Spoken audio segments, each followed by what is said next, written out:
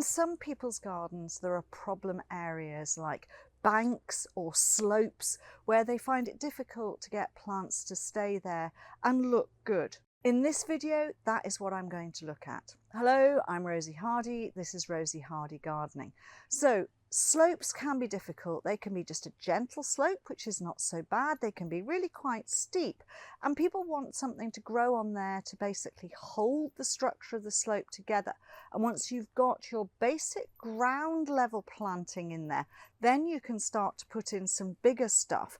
So you are basically looking at the stuff that is going to root, and it will spread out by putting a shoot out, rooting down, putting a shoot out, rooting down, and maybe then having a little bit more lower rooting as well. So the first lot of rooting is probably only going to be in the surface, sort of 2 inches, 5 centimeters, but just holding and binding that top level together.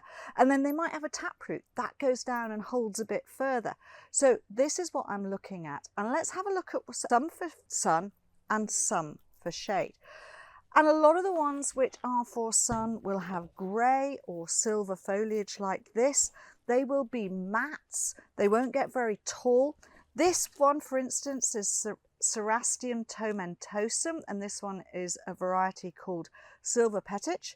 And this has the most beautiful white, clear white flowers and this lovely silver foliage. Now this just creeps around. It has really what's the word for it? Very fine roots, but they make a dense mat, so they really hold things together. And that is what you want on a slope. You want it held together so that if it rains, it doesn't wash everything and erode everything away.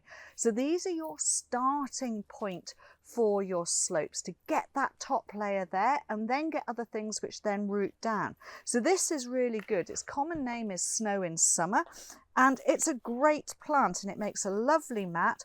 Once it becomes a little bit untidy, give it a haircut and then it will keep on going. It is a perennial and it will spread out to somewhere around about 45 centimeters, 18 inches, not very tall, but it likes a sunny spot. So this is really very, very useful. And you can see what I mean by its roots here. So it's making this mat. This is all root. It doesn't look like individual roots, although it does have some bigger root area here. But what it does is it puts on wonderful growth like so. So you are going to get this mat of root which is holding everything together really nice and tightly.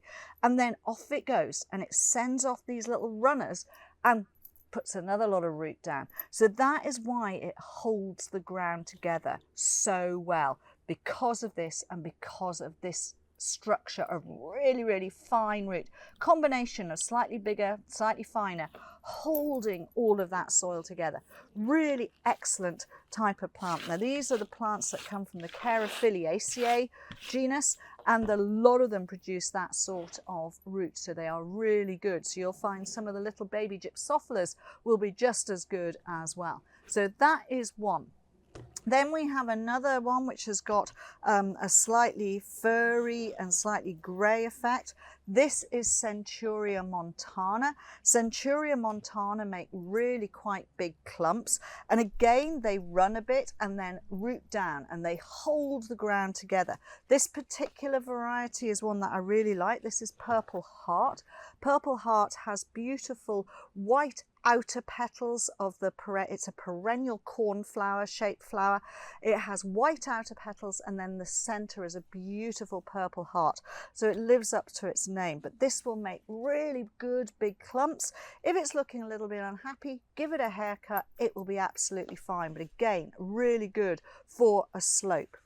Another silver-leafed one that is good for the slope are the Stachys or the lamb's ears. Lamb's ears, because of these beautiful silver leaves, which are lovely and soft, just like lamb's ears. They're really very, very tactile.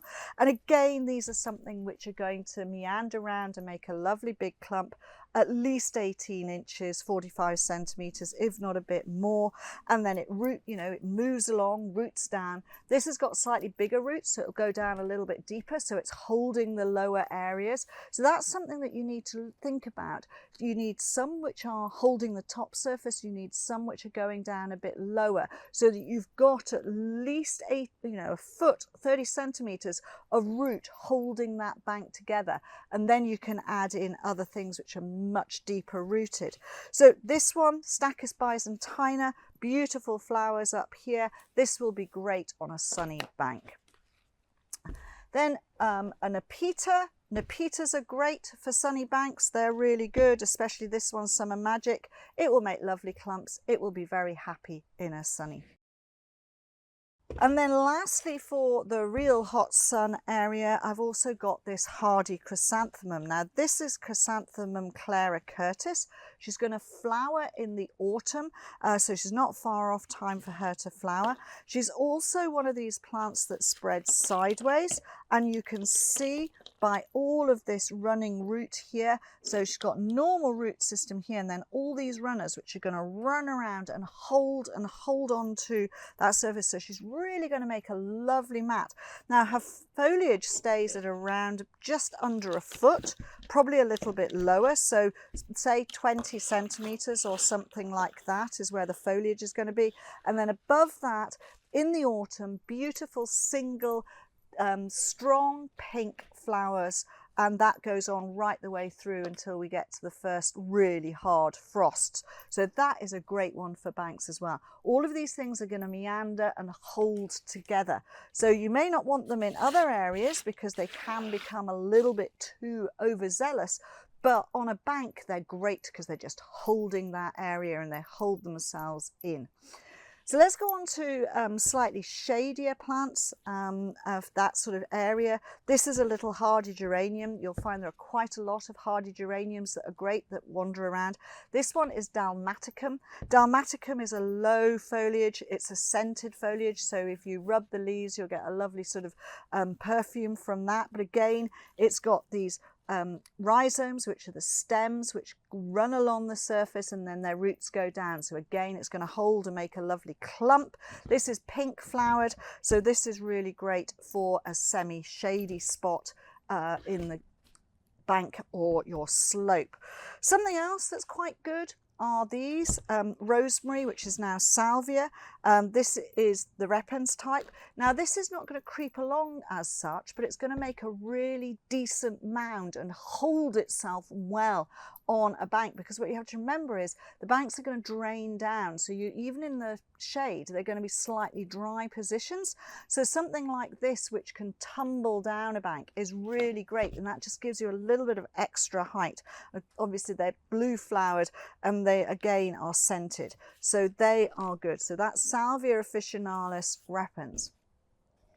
Something which is going to grow and make again a huge mat is this, the Galium odoratum, and this is going to go in a much deeper shade than some of the others, white flowered, and there you go, here we are. This is what it's going to run around on. It's going to run around on all of these, and it will make a great clump. It's got finer roots which hold it down, and then all of this foliage which is going to go around and make a mat. So in a shady spot, really brilliant. Beautiful white flowers on this in the spring, great, and then the foliage makes a mat. So again, another one which is going to hold all of your slope together. Galium odoratum. And one that will go in semi-shade, and this is a wonderful low-growing plant with a very long name. This is Symphyotrichum, yes, used to be aster, Symphyotrichum ericoides var prostratum snow flurry. Just remember snow flurry. It is a beautiful low hugging plant. So it will grow slowly sideways, puts on these fabulous long arms like this, and every single piece that you can see here is going to have a tiny white flower on it. It looks beautiful, and again it will just hug the surface of your slope or your bank, so you get a really good flowering season in the autumn with this particular one, and semi-shade is best for that one. So that is a really beautiful thing. And then lastly, we end up with this one, the Ceratostigma. This is Ceratostigma willmottianum, and this has got cracking gentian blue flowers at the end of the top here. Beautiful red tones to its autumn coloured foliage, and this again is something that just meanders around and is just a fraction higher than some of the other things, and this will go in semi-shade as well. So all of these plants have got something in common, and that is that they all will spread out slightly. They've got fibrous roots that will hold the soils, and that's what you really need to start off and start your planting on your bank or your slope with that type of material. Once they've got themselves established, see where you've got some slightly bigger areas where maybe something hasn't grown into, then put in some slightly taller stuff, probably shrubs, because that's better, because then their root systems will go down and your bank, your slope will be held in position. I hope that makes sense to you. Please do subscribe to the channel. If you want to watch another video of mine, YouTube thinks this one is perfect for you.